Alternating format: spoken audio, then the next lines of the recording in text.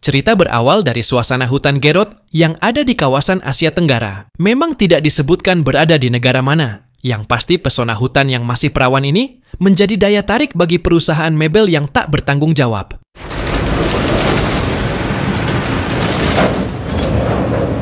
Si sopir Transformer masih penasaran dengan keberadaan orang udik yang sedang memperhatikannya. Akan tetapi, ia lanjut bekerja setelah ditemui oleh si sang mandor. Gotta go siphon the pipe, mate.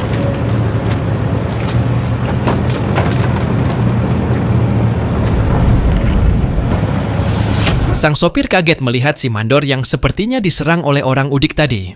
Dan ternyata selain sudah tewas, jemaris sang mandor juga sudah rampung.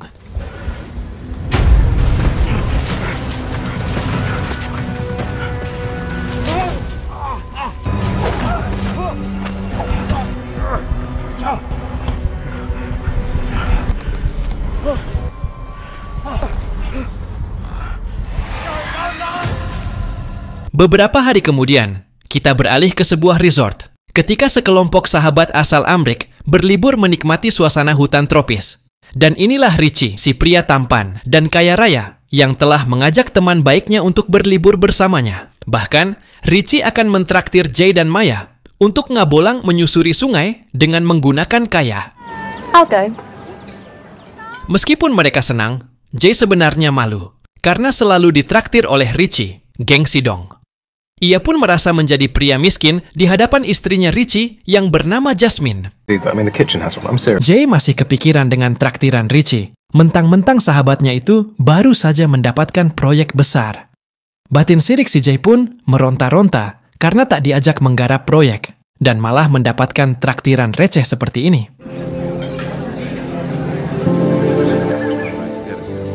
Lalu sebagai istri yang sudah bersetelan seksi, Maya menenangkan sang suami dengan pijatan lembut yang bisa membangkitkan nafsu Jay. Tapi sayang, untuk kesekian kalinya Jay menolak untuk berhubungan badan dengan Maya. Hey Felix, how you doing? Yeah, we're like in the middle of nowhere. Singkat cerita, mereka akan berpetualang menyusuri sungai ditemani seorang pemandu yang bernama Nick. Namun Jay kurang setuju saat diwajibkan memakai pelampung yang bisa mengurangi tingkat ketampanannya di hadapan Jasmine. Sebelum mendayung untuk pertama kalinya, Nick memberikan tutor mendayung agar mereka tidak ngegangsing saat mendayung nanti.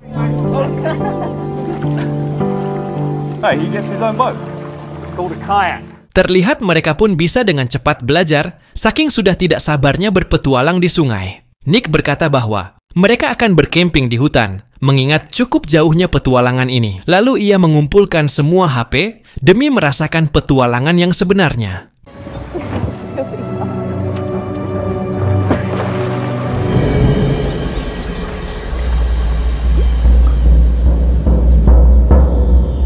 Setelah cukup jauh mendayung, mereka merasa kagum karena Nick bisa mengajak berada di tempat indah seperti ini.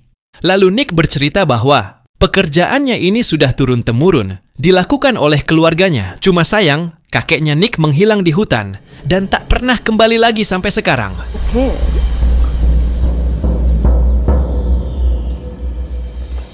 Well, the legend is... Nuansa horor mulai terasa, apalagi saat Nick menceritakan suku primitif penghuni hutan. Tapi lain halnya dengan Jay, yang menganggap cerita tersebut cuma marketing agar liburan ini terasa menegangkan. Tak berhenti sampai di situ. Sejak dulu kala hutan ini menjadi daya tarik bagi orang-orang. Karena selain kaya akan pohon albiso, di hutan ini terkandung segala macam barang tambang termasuk berlian.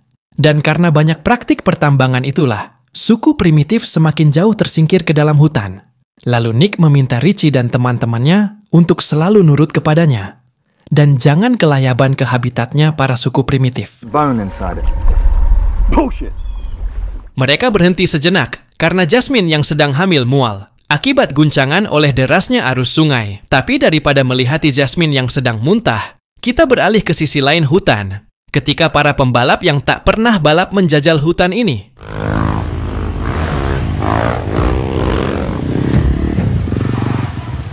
Saat berada di batas hutan yang terlarang, pasangan suami istri ini tidak sadar keberadaan mereka sedang dipantau komplotan orang udik. Dan bodohnya lagi, pria ini malah mengajak istrinya ngetrek di zona terlarang.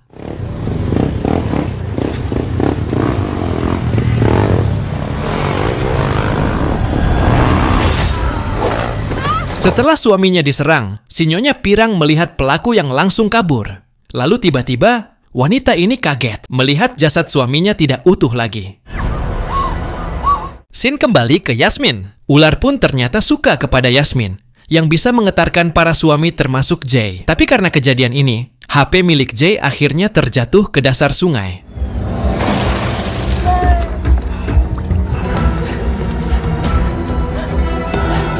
Setelah cukup jauh berlari, si Pirang menemukan sebuah goa yang sepertinya aman untuk dijadikan tempat sembunyi. Lalu ia nekat masuk ke dalam goa, meskipun takut setengah mati.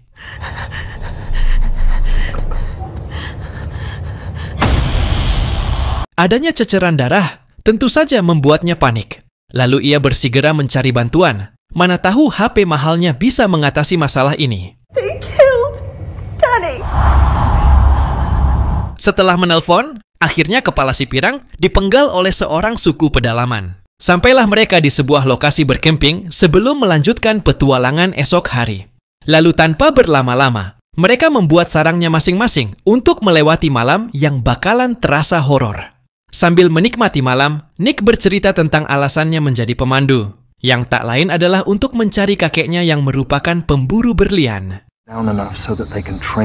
Lanjut, Nick pun bercerita bahwa beberapa hari yang lalu, ia mendengar kabar tentang para penebang kayu yang tertangkap oleh suku pedalaman. Dan menurut selentingan kabar, komplotan orang udik itu selalu menyabet urat kaki para korban agar tidak bisa berlari jauh. Dan yang lebih mengerikannya lagi, mereka memangsa para korban dengan cara sedikit-sedikit sambil dibiarkan hidup. Teknik tersebut efektif membuat makanan mereka tetap segar. What's going on? Khawatir istrinya terlibat cinlok, Jay menyuruh Maya untuk segera tidur. Dengan gaya kepompong, mereka akan melewati malam di hutan yang jauh dari peradaban ini. Dan bukannya berdoa, Maya dan Jay malah menantang para suku pedalaman yang mereka anggap cuma bualan Nick saja. Ketika tengah malam, seseorang sedang memperhatikan mereka dari balik semak-semak. Tak lama kemudian, Jasmine yang kebelet buang air kecil mencari tempat yang sepi. Dikira orang udik, rupanya Jay sudah tidak tahan untuk berhubungan mesra bersama Jasmine, seperti yang selama ini selalu mereka lakukan. Karena ternyata mereka adalah pasangan selingkuh yang mahir curi-curi kesempatan. Akan tetapi, Jasmine menolak melakukan itu, karena yang ia butuhkan adalah kepastian tentang status Jay bersama Maya. Dan untuk kesekian kalinya, Jay meminta Jasmine untuk bersabar hingga ia benar-benar menceraikan Maya. Jazz, where are you going? We're in the middle of the jungle. You don't know what's in there. Di keesokan paginya, mereka heran karena tidak menemukan Richie dan salah satu perahu tempat Nick menyimpan semua HP. Nick pun menduga bahwa Richie sudah pulang tanpa memberitahu mereka. Kemudian, Nick mengajak untuk melakukan pencarian. Takutnya Richie tersesat atau mendayung ke daerah terlarang. Oh no, we can't do that. Fair enough, maybe one of you guys. You're supposed to show us the sights. Perfect. Melihat arus yang deras, Jasmine tak percaya suaminya bisa melewati jalur ini. Lalu ketika ia mengajak untuk melewati jalur satunya lagi, Nick menolak karena itu akan membawa mereka ke daerah terlarang. Lalu Jay memaksa, bahkan mengancam Nick untuk melewatinya. Karena selain tidak percaya adanya suku pedalaman, ia merasa Richie melihat kebersamaannya dengan Maya semalam hingga marah seperti ini. Not go that way. Who Because are they don't exist. You do what you want to do. Smash the hole. Mereka akhirnya masuk ke daerah kekuasaan para suku pedalaman. Lalu tiba-tiba, mereka menemukan perahu yang digunakan Richie yang sudah kosong. Mereka bingung, kemana si Richie dan tas yang berisi HP milik mereka. Saat menemukan pelampung Richie, Jay menyuruh Nick untuk menunggu. Sementara ia dan yang lainnya akan melakukan pencarian di sekitar sini. Melihat ceceran darah, mereka semakin khawatir akan keselamatan Richie. Di saat itu pula, Nick bersiaga. Takutnya para orang udik menemukan keberadaannya. Come over here! Guys! Hey! Nick menemukan sisa-sisa para korban suku pedalaman, bahkan pakaian sang kakek lengkap dengan berlian hasil temuannya. Keberadaan Nick rupanya sudah diketahui para suku pedalaman.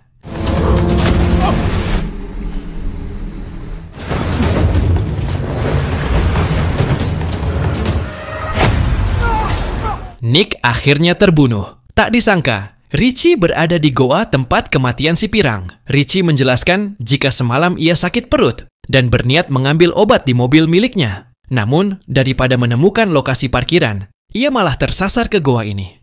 Lalu ketika Jasmine menanyakan HP milik mereka, Richie berkata jika tas berisi HP itu masih tersimpan di perahu. Sebelum tiba di lokasi perahu, Richie akan memberikan HP milik Jay, yang sebenarnya ia pegang sejak semalam. Lalu ia mengingatkan Jay agar jangan lupa mengunci HP jika punya banyak rahasia.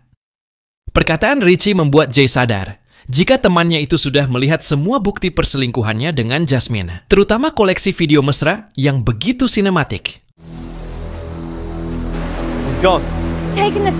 Mereka menganggap Nick sudah kabur dan sengaja meninggalkan mereka di zona terlarang. Padahal seperti yang kita tahu, Nick sudah di-unboxing dan menjadi santapan para suku pedalaman. Sadar ada yang tidak beres, mereka mencari keberadaan Nick di lokasi para suku pedalaman mengolah hasil buruannya. Melihat rebusan tengkorak Nick, Richie mengajak yang lain untuk segera kabur. Terlihat Jay pun emosi. Karena gegara kelakuan Richie, mereka mendapat petaka seperti ini. Lalu dalam pantauan si sang kanibal sejati, mereka bergegas kabur untuk keluar dari kawasan ini.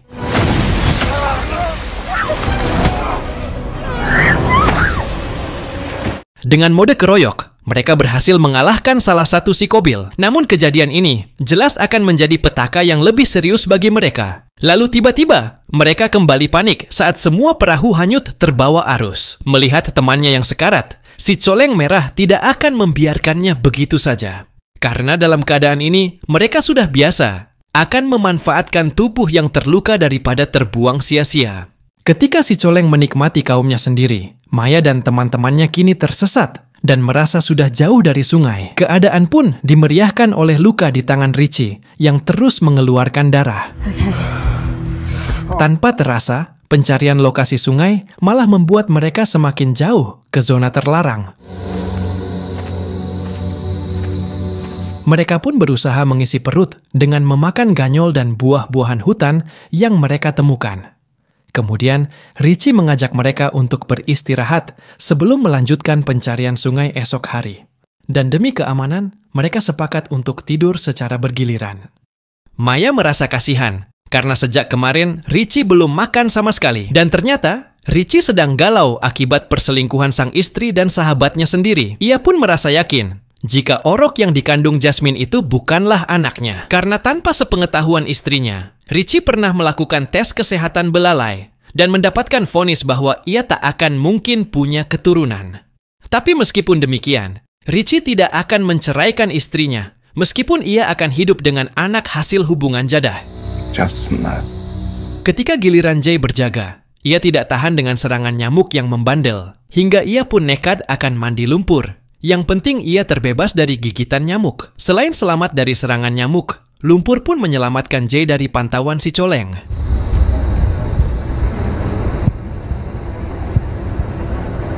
Kemudian, Jay berniat untuk menghabisinya sebelum sosok psikobil itu menculik dan memangsa Jasmine.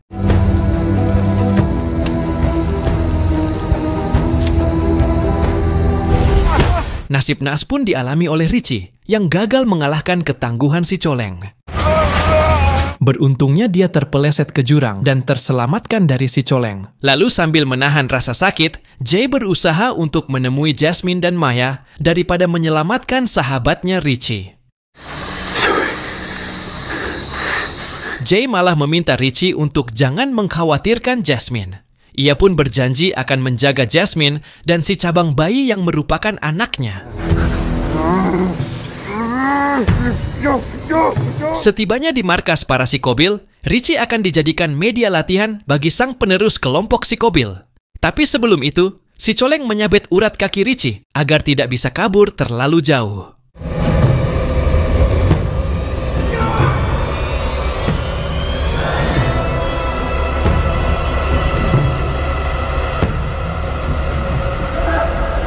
Dengan satu kali gerakan saja, Richie akhirnya tewas setelah tubuhnya tertancap pada sebuah tombak.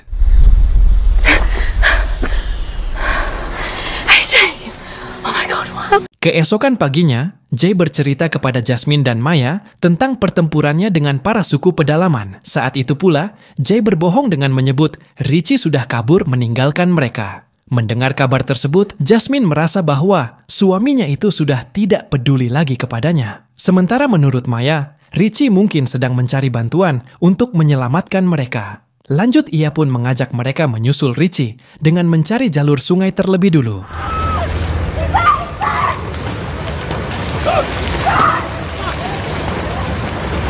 Ketika Jasmine terperosok ke dalam jebakan si Kobil dan tertusuk tombak, Mayalah yang berniat untuk turun dan menyelamatkannya. Merasa sudah dekat dengan Tuhan, Jasmine kini menyesal atas perselingkuhan yang ia lakukan bersama Jay. Tapi menurut Maya, mereka harus fokus dulu untuk selamat sebelum menyelesaikan hubungan rumit di antara mereka. Setelah berhasil mengeluarkan Jasmine, mereka tinggal menuju curug untuk mencari perahu yang hanyut. Namun tanpa mereka sadari, si Coleng sudah berhasil menemukan keberadaan mereka. Akhirnya satu perahu berhasil mereka temukan. Mereka pun sudah tidak sabar untuk menyusuri mengikuti arus sungai sampai nantinya tiba di parkiran mobil. Tak disangka, arus sungai membawa mereka ke jalur buntu. Hingga Jay pun sadar, mereka tak mungkin bisa selamat. Mengingat si Coleng masih mengintainya, Jay akan mengalihkan perhatian si Coleng dengan membuat sebuah rekaman video. Killed my friend. There's too many of them. We're not gonna make it out. I don't know what language. Jay seolah mustahil mengalahkan si Coleng yang merupakan panglima perang suku pedalaman. Jay yang sudah tak berdaya pun akan diikat pada sebuah pohon karena si Coleng akan menangkap Jasmine dan Maya yang sedang tertidur.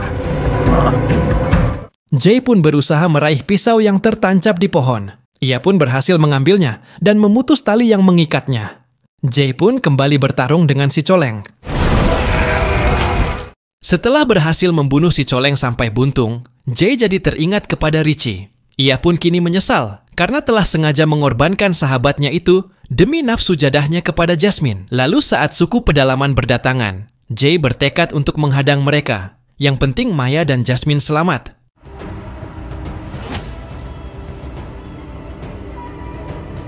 Setelah Jay tewas dikeroyok para psikobil, arus sungai membawa Jasmine dan Maya ke lokasi dekat parkiran. Lalu dengan tenaga yang tersisa, para strong woman ini berusaha memanjat tebing yang curam. Kini, hanya mereka berdua yang berhasil selamat. Film pun selesai. Terima kasih telah menonton. Sampai jumpa di video berikutnya.